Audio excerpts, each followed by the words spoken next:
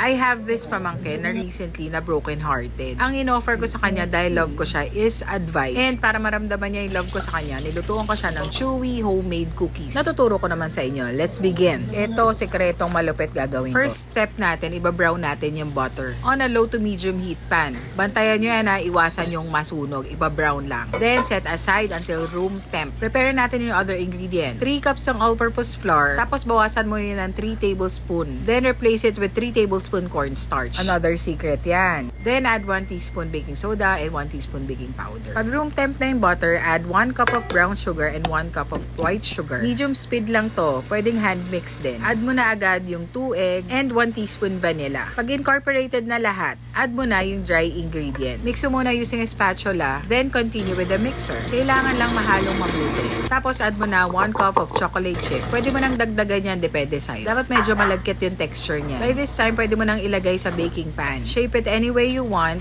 then bake on a preheated oven. Temp na ginagamit ko dito, 320 Fahrenheit for 10 to 12 minutes lang. You may top with more chocolates or other toppings that you want. Pwedeng i-refrigerate muna, pwede ring i-bake mo na agad. Promise, lahat ng kakain yan, sasaya.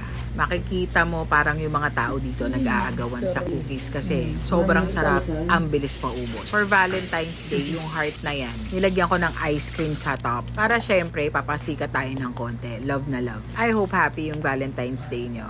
Happy puso! Saan date nyo today? Comment nyo nga.